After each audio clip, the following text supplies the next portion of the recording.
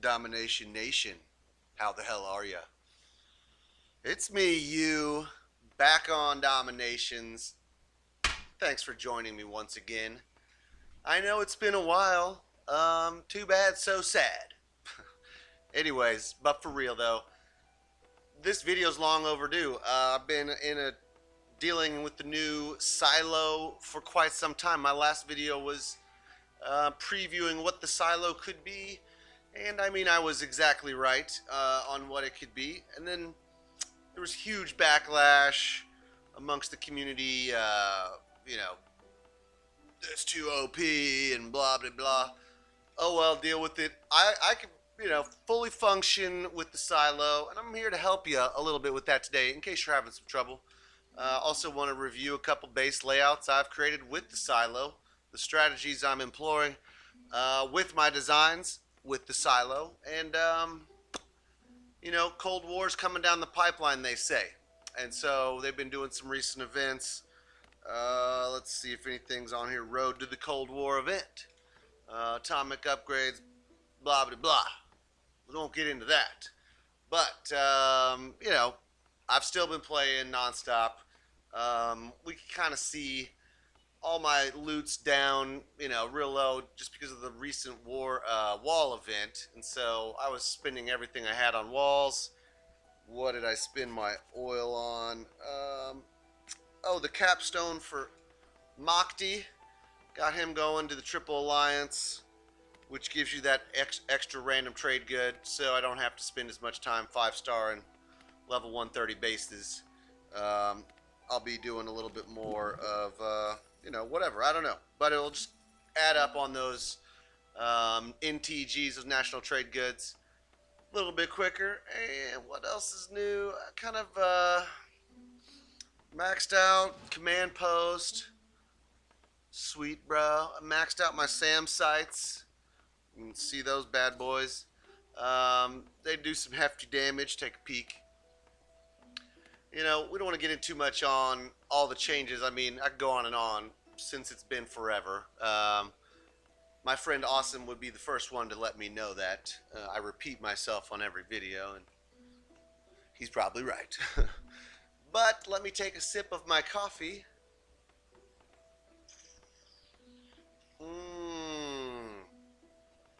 Believe. That's right, it's Christmas time. You can see the tree. Pow. We celebrate Christmas here. Mainly just to give our kids toys and blah. Keep them well behaved for a month or so. Because Santa's watching the interdimensional being he is. Someone taught me once that he could travel through space and time, and that makes a lot more sense now when I think about it. But anyways, getting back into it. So we do have the silo. This thing is a pain in a lot of people's butts. Really, what I've been telling my teammates, the ones struggling with it, is you just gotta attack it, and you can't attack it in multiplayer. I mean, you can't get the practice you need really in multiplayer unless you want to run through a whole bunch of tank destroyers, which I guess you could do. But really, the best way to practice is in war, and just kind of getting your feet wet. And essentially, the strategies that we've been using, I'll show you a little bit later. I'm going to be doing a war attack probably on this video. I'm doing a multiplayer attack. So I never attack bases with the silo in multiplayer unless it's a raiding strategy with just my bikes and some wall sappers. It doesn't set off the silo, so it's no big deal. Let's see. I'm trying to think of where we could get going. Right into, let's just do a multiplayer attack with my current multiplayer army, and I'll talk about it real quick. And this is just to share my atomic, multiplayer strategy right now. Basically, I've been dropping medals with one rifleman, standard procedure. Most of you guys should know that by now, but just drop a rifle, exit the game as fast as you can. Just do that repeatedly. I'm sure you've seen it done before, but just for S&Gs, we'll give it a shot. So I don't even look at these loots, don't even bother with it, because as soon as you look at it, you'll see like 1,000,000 gold and you'll drop your whole army. And the point of dropping medals is to get down in medals, not to sit there and stay where you're at. So that's how I do it. I just do that as fast as I can over and over. Probably the best way to drop down. I drop down to like 300 sometimes, and then I do a stretch of run attacks until I get up to, I can go up to into the 2000s sometimes before I lose too much of my army, but it's a little bit difficult. So I like to go up to about 1600 in medals, and once I start losing a little bit more army than I want to, I'll drop back down, and that's been my multiplayer strategy. Here's basically my army. I don't have the heavy tanks like some of our friends online. Pete, he's a heavy tank machine, and he's just got the oil faster than I did. I'm really, not that I struggle, I just hate spending all my time raiding for just oil. There was, the Night Witch glitch. That was great. Also, people with the tack chop were able to raid oil at an extremely high rate. I never was one to enjoy those benefits, but so my army consists of, APCs, level 1s, nothing too crazy. And when I'm doing these multiplayer raids, I'm looking for specific NTGs. I'm also looking for people in this level, and I don't know how informative this could really be because I'm just gonna destroy this guy, but I like to do rifles, about 60 of them, slap them down, drop my APCs right in the middle as quick as I can to get the spawning going, and then cap the ends of both lines of my attack with a couple of healers. And with this strat, I typically come in with both of my planes, whack right off a couple of mortars. We're going to try to lose, just a rifle or two on this if we can. I don't know. We'll see. I don't know if we'll have time. That's a Will Ferrell line in some movie. I forgot. I think it's old school. When he's talking about going to Home Depot a nice little Saturday. Let's see. And ping pong. Slap down those bad boys. And really the purpose of this army setup is I don't use tanks. Let the APCs spit out walkers, those infantry. The infantry lead the way as far as range. They're the closest in range for towers, for cannons, for anything. So they're the first to get shot. And when your APC infantry gets shot, you don't lose any troops. So hopefully that makes sense. That's why I'm not bringing any tanks. Bring 60 rifles. Also now I'm not British. I prefer the French riflemen, or actually I would prefer the Korean riflemen. I like the full range. The reason I prefer the full range on my rifles is because they keep my howitzers alive. The howitzers are not targeted because not only are the infantry in front of them, so are my riflemen. So we lost 3 troops there. Big whoop. Got a couple 100K. And that should take not long at all to retrain. I know that's just beating up on little guys, but that's the purpose of the medal drop. You get too high in medals, you can run into some tough opponents. Anyways, that's just a quick rundown on my multiplayer strategy, what I've been doing. There are some great benefits of being up in medals when it comes to the cards that you get. I know there's a lot of debate online on whether or not stronghold troop cards should be used and this and that. To be honest, I mean, if everybody's using them, then it's still a level playing field. If everybody's, people agree to not use them before the war or whatever, then that's great. That's also a level playing field. I think some people wish that the leaderboards reflected that better. Maybe if there was more diversity or more searchable ways of sorting the leaderboards, that might, reduce some of the opinions that are out there, the negative opinions. If people could, for instance, sort the leaderboard by, whatever, people that use stronghold troops or people that use sandbags, stuff like that. Not necessarily in those terms, but that may give us a more accurate reflection on whose teams are better. But with that being said, I do say that, being up there in medals, it is nice to get those little level 5, level 6 troops that you get from the dock and the victory chests when you have the higher medals. Here are my troop, let's just do troop count. I like to sort by count because this is the ones I use most. These are the ones that you get from the Marco Polo troop chest, which, by the way, I've never gotten a double card. I get the double training blessing and tactic blessing every time. It says there's an option, like a rare option to get double cards. I never get the double cards, ever. So if you've got it, put it in the comment. Let me know about it. I want to know if it ever even has happened. Whenever I go into war, if it's a difficult war, this is where I start with. I don't really like to go into, the pay for troops and stuff like elephants or whatever, bazookas and stuff. If I get them through an event, that's great. Shoe fly, don't bother me. But I like to just stick with the free ones, the Marco Polo ones, and then on an easier war for backup, I'll take I'll take these guys. These are the troops that I get from the dock and the victory chest when I'm down low in the medals. And so what I've seen works best for me is I still take my regular army, and I'll show you that here in a minute, into war. But I like to have one infantry and one ranged troop, so a rifleman, basically.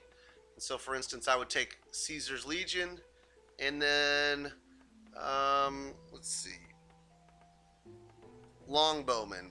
And then I would take, like, whatever. So just basically an infantry and a rifleman card. And I would drop them in two different spots, and you'll kind of see more, hopefully. I might demonstrate it, I don't know. Some people have a really strong opinion about using troop cards. If they're needed, I'll use them. If not, I won't use them. But the point is, I use them off to the side, and I kind of just use them to narrow the gap. And I like to have a bunch of foot troops followed by a bunch of riflemen. And if you have 4-card space like I do, you can do that in two different spots. So on one side of the map, you could drop infantry and riflemen over here. On the other side, you could drop infantry and riflemen over here, and across the whole bottom, you could drop your whole army, and it kind of just, those infantry and the rifleman combination works really well. You don't have to get into these expensive bazooka troops or whatever the hell. So those, I kind of collect those, though, so I do like keeping one of every card. I never try to use my last card. I don't know why. I just like a collector in that regard. But so anyways, there's that. My opinion on the stronghold. We'll see a little bit of that maybe in my war attack. I haven't really taken a look. The alliance strength in the 23k range is about where we've been sitting on the medals. Eventually we'll hit some heavy hitters and knock us back down.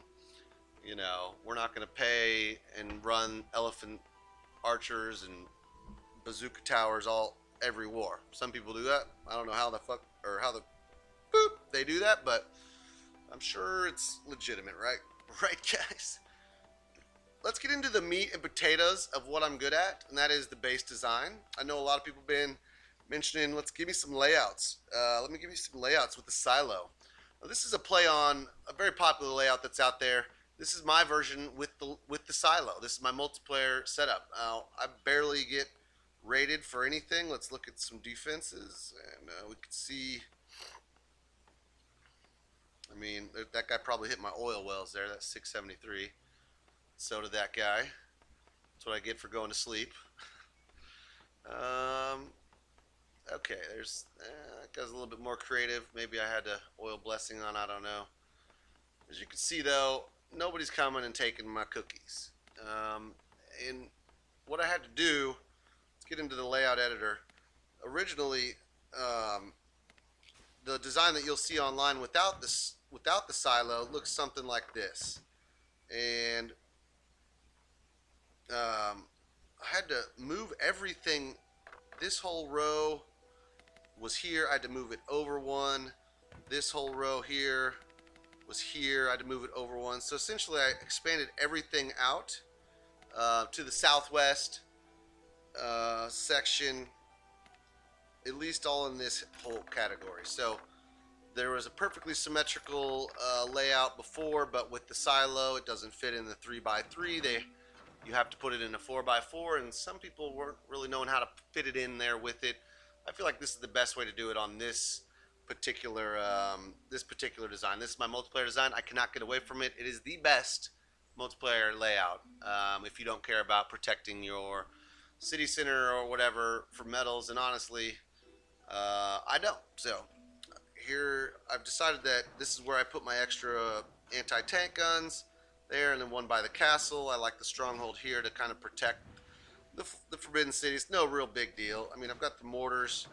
It's a great design. I may edit out some of this, but I'm going to quickly pick up everything so you can kind of see the wall layout a little bit easier if you want to pause the video and copy it. It's much easier without all the junk in the way. So here is the layout. This is the stripped down version. This is where I have my traps, which brings up a great point about traps. I noticed a lot of people noticed when they made an adjustment to the trap blessing recently, to where even if one trap gets set, which makes me notice something here. Even if one trap gets set, I didn't want that. That's supposed to be in here somewhere. Anyways, we'll cancel that. But so if one trap gets set off, you lose the blessing. Well, my counter to that was I was going to move all my traps into the base. So whenever you get hit by these oil pump guys, just hitting the oil wells, or people just running in a couple infantry at your city center and your Forbidden City or whatever, just trying to get the metals or the quick farming of your stuff, they won't hit any traps. So people actually have to attack my base to trip the trap. So my trap blessing stays around a lot longer, and I can still utilize it. And in fact, I barely ever have to reset it because I don't ever get hit very hard, unless some raider sneaks in and tries to get through one of those little gaps and get in on my goodies. But point is, there's that layout with the stripped down version, and I got an ambush trap I didn't even know was there. I'm going to put him over here inside. Well, I like that a little bit better. Over there inside the wall structure. So again, I don't use up all my trap blessings, and there's one sitting there. It's been there for a while. Ooh. Moment of lag.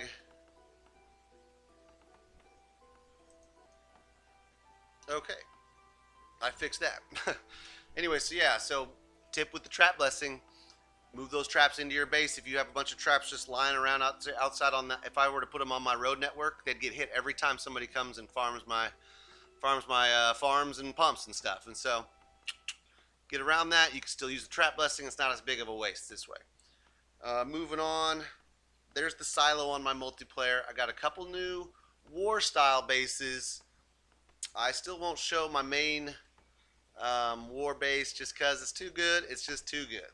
I know that's very conceited of me or whatever, but I just don't want to see it out there. I see my bases out there all the time, and I love that. But I keep one card up my sleeve so you guys can see it when you hit us in war one of these days. And but here we go. We've got, this is one layout, a war layout. Okay.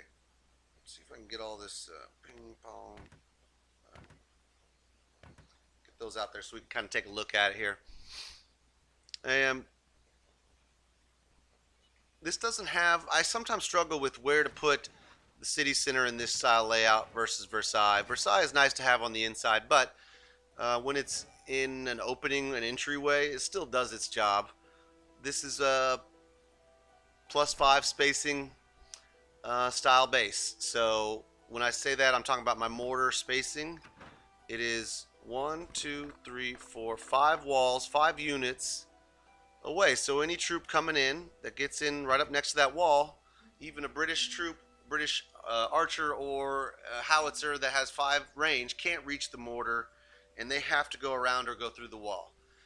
Really doesn't do a whole lot of good to have mortars that are within less than 5 spaces of your walls, because they can be taken out very easily. Troops don't have to come inside your base. They can kind of take a tour around. And so this is one of those layouts where I decided to use the +5 spacing. That's what I call it, at least for my mortars. I feel like they're one of the most important, if not the most important defense on there. Very centrally located. Let's talk about silo defense. If you've got the silo, if you're global, if you're atomic, you don't do anything. Get the silo, because there's so many people that don't know how to attack bases with it. So you basically have a one-up in war. If everybody has a silo on your team and they don't even know how to attack, doesn't matter. You're probably going to do okay, because some people just don't know how to hit it. I'm going to try to explain that, but this style I went with centrally located missile silo and fort. And another key feature that I always try to employ on my war bases is to keep my fort and my city center out of range of a single sabot. So what that means is 3 spaces. And we've got 1 here, 2, 3 spaces, because there's 2 cells underneath that sniper tower or that anti-tank. And so even if you drop a sabot in between, you can't reach the fort and the city center. So you can't sabotage and block the generals and my field howitzers from coming out. So basically, you want a 3+ spacing when it comes to fort versus city center, and in my opinion, and that's one way to do it. Now, I did put the oil refinery in the middle, even on a war base. I don't care. It's just a hit points soaker upper thing, anyways. So there's a couple other ways you can do this, but also another design idea I had was to have that there and bringing these guys up front and having the city center there, and it still works with the road network as well. But there was a little bit of an advantage when I pushed that back. Put these guys in here. And, yep, my wife's bored at work. I told her she's a hard worker. The reason is that I get this little bit of road network connection to my anti-tank guns.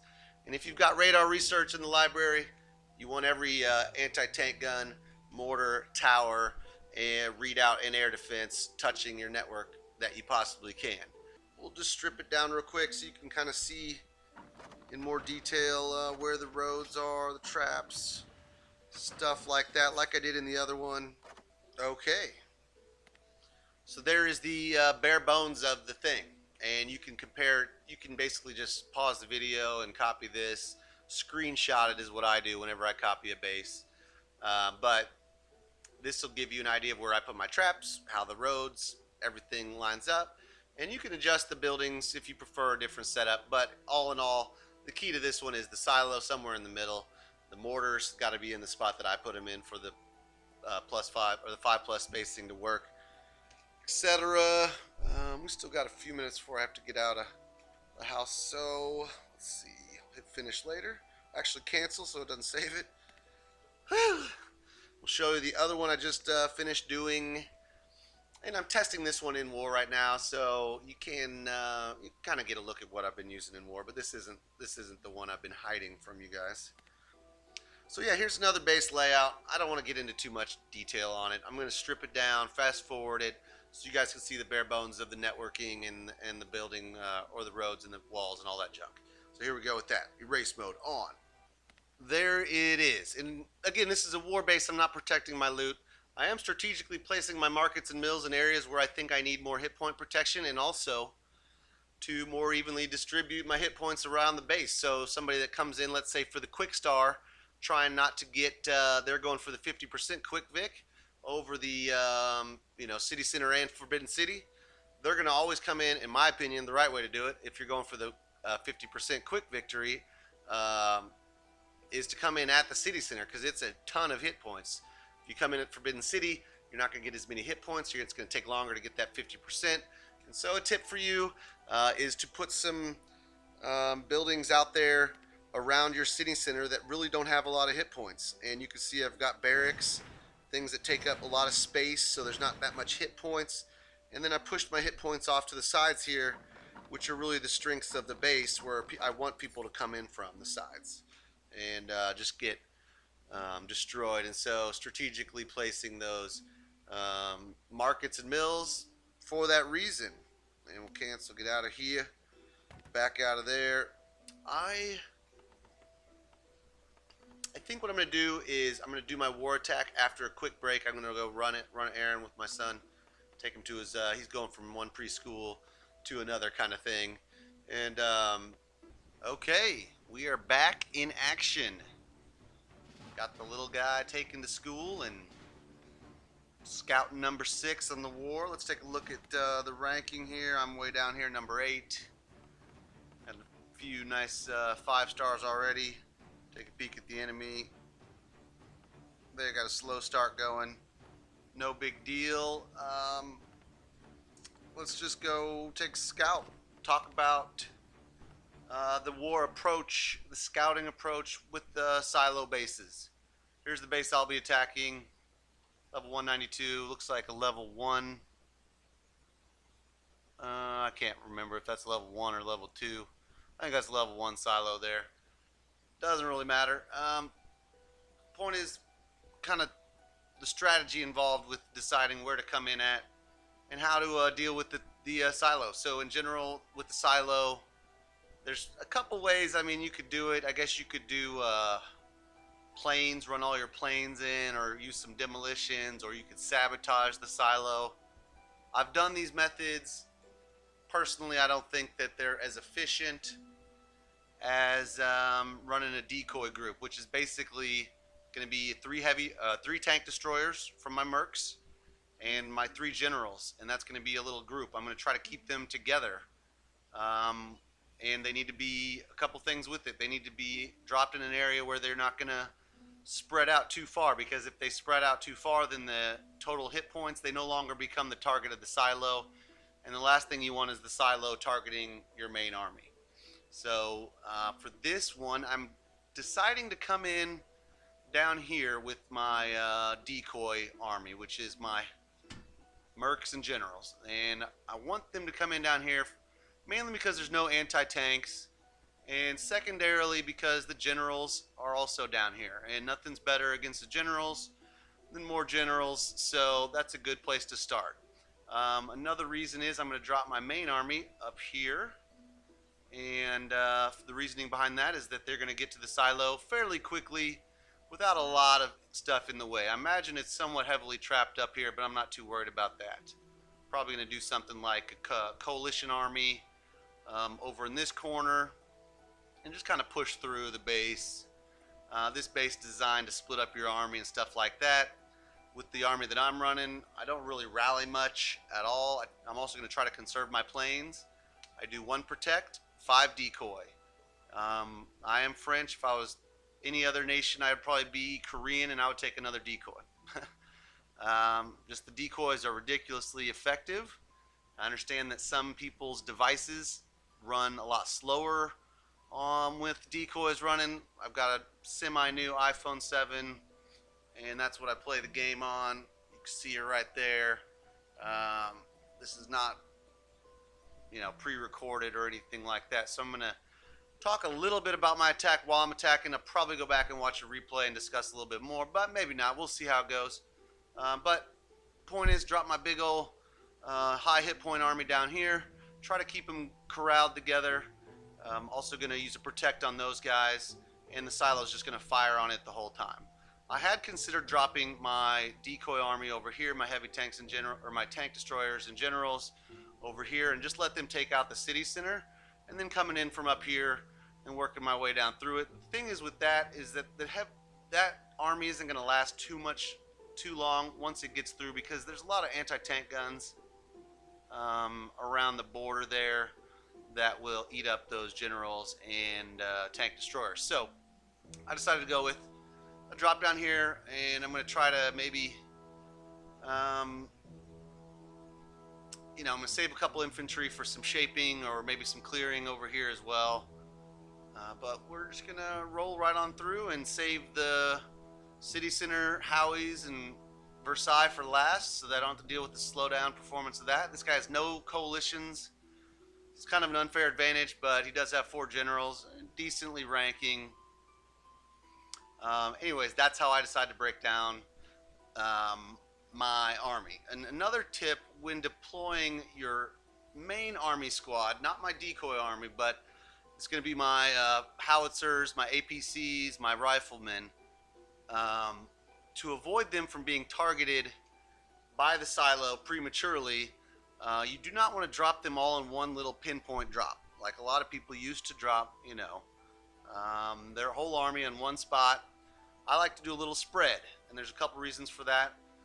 Reason one is that your whole army isn't lumped up together and maybe accidentally totaling more hit points than my decoy army over here, and we don't want them being targeted by the silo. Reason number 2 is you definitely should be spacing your howitzers out a little bit. Don't drop all your howitzers in one spot. The reason for that is they'll all target the same thing. The first howitzer that gets a shot at it's going to destroy that building. Then they all target the next same thing, and the first howitzer that gets a shot on that is going to destroy it. So essentially, you've got 5 or 8, however many howitzers, all dropped in one little drop, and they're all going to be targeting the same building, and they're all going to have to retarget again. And you make an 8 or however many Howies you bring work like 1 or 2 Howies instead of like a big army of Howies. So that's a little tip. Hopefully that makes sense. And let's just get down to business and hit this guy up. I do like to do a little refresh of my game before I do an attack. It's been a long time since I had a freeze up or anything like that, but it's just good practice. So let's swipe her away. Doodle-a-doodle-a-doodle-a-doo. Reopen. And we'll get underway on hit number 6. See what we can do. Yeah, not buying that. Okay, I'm going to make my announcement. Hitting 6. Make sure you got your whole army. So we'll take a look and press attack and see what it shows. No generals, no troop tactics. Classic mistake. Go in like that and you're done for. Another little bit of strategy that I've been doing lately is because I want my group of generals and tank destroyers to be closely grouped, I'm not taking Napoleon, I'm taking Joan. She's got 25k hit points, which is great for the absorption of the silo attack, but also she doesn't have the 5 range. Napoleon has that 5 range, and so what that means is he's not going to be sitting side by side with your tank destroyers and your other generals. He's going to be back off, and so he may not be calculated into that, overall hit point glob that the silo will be targeting. So that's what I've been doing lately with that. Troop tactics, probably not going to need anything, although mistakes can be made. So let's just use some free little cheapo low level troops that we get from the dock or my victory chest. So we got what did I just take? A longbowman, take Impy, take these Fruillis, and elite Huarang. And so those are all level 3, about as low a level as you can get in the game. That's what you get when you're at the low metal level. But worst case scenario, like I mentioned earlier, I'll drop a foot troop and an infantry in a glob, and a foot troop and an infantry in a glob somewhere else, kind of on the edges, to shape my attack in a little bit closer. That's enough of that. Let's get down to business. I am making the attack on my phone, so I'll be looking down. And pardon me while I level this base.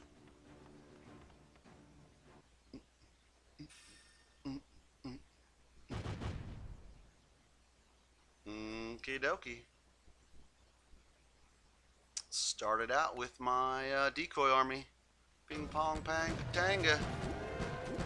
There's the silo already ranking up, already firing up on that, and we'll drop and spread them out like I said. 1, 2, 3, 4, 5. Do that. Pow. Set those guys on the edge. Let's do our protect on those. I'm going to do blitzkrieg. Try to reach as much as we can. I'm going to do decoys off to the sides of the mortars to hopefully pull those decoys away. I need to shape my attack a little bit. Okay, also drop this over here. Silo down.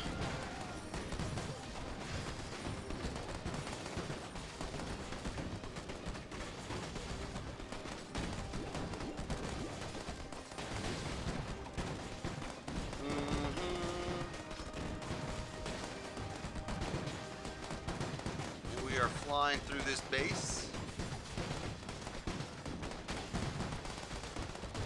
I don't think this is how he intended it to work for him, but that's how it's going down. Don't let those Howies get you. And we'll go ahead and just clean up a little bit here with the planes.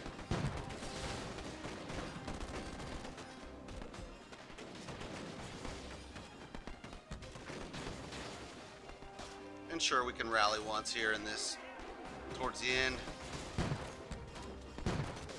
Big reason why I don't do many rallies is because I like to keep the order of operations with the troops. And what I mean by that is I want my foot troops out front, I want my rifles next, then I want my howitzers and my heel carts behind them. If you rally around too much, you kind of can shuffle things up and move them all around. Looks like we lost a few riflemen, sapper, 1 general, but used everything else. No cards needed. 5-star, booyah for you, ya. Okay, let's take a look. I always like to see how long the battle took. Where is it? 1 minute 42. Woo! Smoking. Of course, Had a little bit of a level advantage. Coalitions were fully flowing there. But that was it. Now, like I said, I can't really talk too much during the attack, so I do want to watch a replay. I do have to announce the boom, though. So we go 6. Boom. And then everybody knows he's history. Let's watch a replay. Maybe I can analyze a little bit better when watching it this way here. So, whoop, whoop, whoop, whoop. Okay, let's try that again. A little bit of lag on my recording software. Way to go, self. Wanted to watch the replay. Let's take a look at the replay, see if we can do it this time. So we can talk a little bit more about the attack. So again, dropping my glob of decoy army down here, safe from anti-tank guns, and don't have to really focus on them very much. Also did the spread layout up here so that they didn't clump up and attract the silo. And this is all going according to plan. Those guys get to protect down south. And again, no rally lets my foot troops get out front, attract the fire. The big thing is the decoys. I've gotten very good with the decoy, getting them off to the side, pulling those mortars away from my army. You also want to keep in mind that you're trying not to trigger your city center troops with a decoy or generals ahead of time with the decoy. So there's that decoy being placed right between the fort and the city center, also pulling in the mortar fire and the stronghold fire. At this point, things are looking real good, and no rallies needed. Trying to keep an eye on the city center. Didn't quite hit the decoy in time. Probably got a Howie or two blast on a troop, but luckily with the APCs involved, those foot troops were out front, and you know, they took the brunt of the damage. Double dropped the decoy to attract that howitzer fire just for insurance. We dropped the planes at the end. Did I lose a plane there? Yeah. Lovely. Didn't even need the planes, but there's the last rally just for fun. And she's done. 1:46 or whatever it said. Beautiful. I mean, that's how you want to do it. You notice I didn't go for the city center. Still able to get the 50% quick Vic. Keeping the distract army, my tank destroyers and generals far enough away from my main army drop that they don't kind of get together. You just want that silo to target that decoy group of troops the whole time, and that worked perfectly. So I'm pretty satisfied with that. All in all, that was real good. Let's do a retrain and see what we have to do. Pop all that in, 193,000 in food. Oh well, war is not about the profits in my opinion, it's about the victory. And it looks like we're on the road to another victory right now. And that's about all I wanted to cover in the video. I know that's a lot of stuff, but chances are I probably won't be recording every other day like I always want to and stuff like that. So cram a little bit more, make a little bit longer episodes. Oh well. Try to cut this video down and save some time. But it's probably going to be at least 30 minutes. So kick back, relax, watch the video, keep on dominating. I will be as well. If you need a place to go, just type in, go to hit this alliance thing, hit search, and just bust in SANFRANTOKYO. Hit search. There we are. San Tokyo, San Tokyo 2, San Tokyo 3, and obviously our main war alliance is San Tokyo level 9. And, some of our younger guys there in 2, and number 3 is kind of just another place to put some accounts that aren't that active. But the point is, let's say you are tired of doing all the work on your team, or maybe some people aren't really helping you along like you need to be helped along. We'll be glad to groom you into an elite war machine here in San Tokyo, or if you just want to stop by and say what up, that's cool as well. Just say Doom Raider sent you, that's me. All in all, glad to be back on. Sorry I can't do more videos, but I really appreciate you guys watching. Please click the like, subscribe, comment, all those normal YouTube requests that people do. Thanks for watching.